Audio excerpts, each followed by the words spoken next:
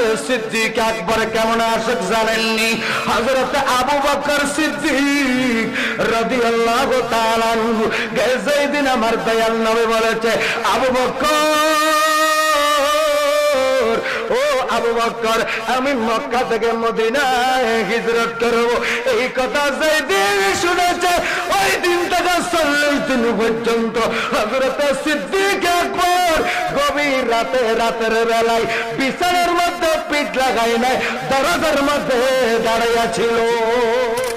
আমার বন্ধুরা, আমার বলতে চাই, ও দুনিয়ার মানুষ, আমরা এমন একজন নবীর উম্মত যে নবী হযরতে সিদ্দিক আকবরকে বলেছে, আবু বকর, আমি মক্কা থেকে মদিনায় হিজরত করব।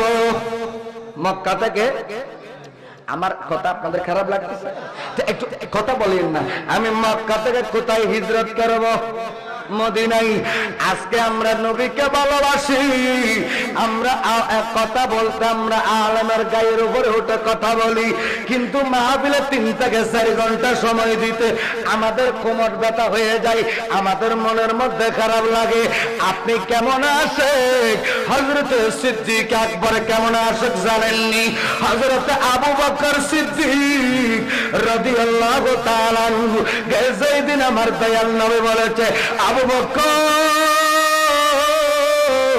ও আবু বকর, আমি মক্কা থেকে মদিনায় হিজরত করব, এই কথা যেদিন শুনেছে ওই দিন থেকে 40 দিন পর্যন্ত হযরতে সিদ্দিক আকবর গভীর রাতে, রাতের বেলায় বিছানার মধ্যে পিঠ লাগাই নাই, দরজার মধ্যে দাঁড়াইয়া ছিল। দরজার মধ্যে আমার নবী ডাকলেন, আবু বকর, লাব্বাইক ইয়া রাসূলুল্লাহ।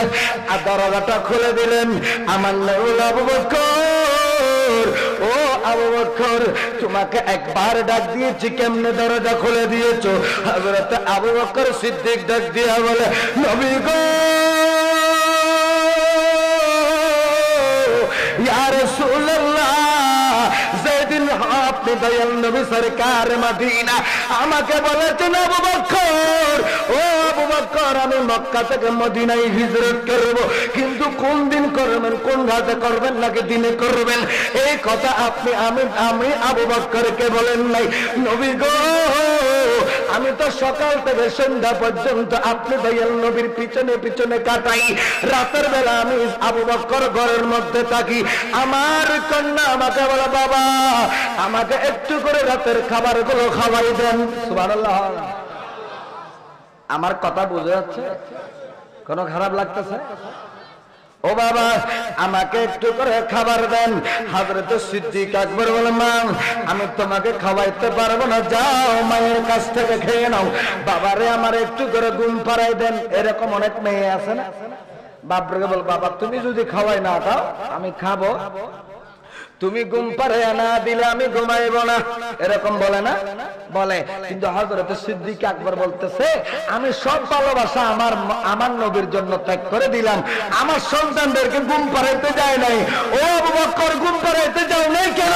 বলে, ইয়া রাসূলুল্লাহ, যদি আমি আমার কন্যাকে ঘুম পাড়াইতে যাই, যদি আমার চোখে ঘুম চলে আসে, আমার নবী যদি এসে বলে, আবু বকর, আমি যদি দরজা খুলতে না পারি, কিয়ামতের ময়দানে আল্লাহর কাঠগড়ায় বেজে যাব। এই জন্য আজকে থেকে 40 দিন রাত পর্যন্ত আমি সিদ্দিক আকবর একটা মুহূর্তের জন্য বিছানায় পিঠ লাগাই নাই। জোরে বলে قال رسول الله صلى الله عليه وسلم لا يؤمن أحدكم حتى أكون أحب إليه من والده وولده والناس أجمعين। আমার দয়াল সরকার মদিনা রাখ দেয়, উম্মত রে,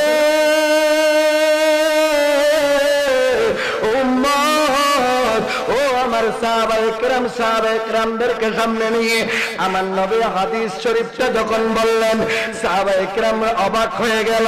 আমার নবী ডাকবে, ও আমার সাহাবায়ে কেরাম, ও আমার সাহাবায়ে কেরাম, শোনো শোনো শোনো, আমি নবীর ভালোবাসা তোমার মায়ের চেয়ে, বাবার চেয়ে, ধনের চেয়ে, দৌলতের চেয়ে, নারীর চেয়ে, গাড়ির চেয়ে, বাড়ির চেয়ে নয়, নয় নয়, তোমার স্ত্রী পুত্রের চাইতে, এমনকি তোমার জানের চাইতে যতক্ষণ বেশি ভালোবাসতে পারবে না ততক্ষণ ইমানদার বলতে পারবে। নিজের জানের চাইতে বেশি যখন ভালোবাসতে পারবে তখন আপনি ইমানদার। জোরে বলেন না সুবহানাল্লাহ।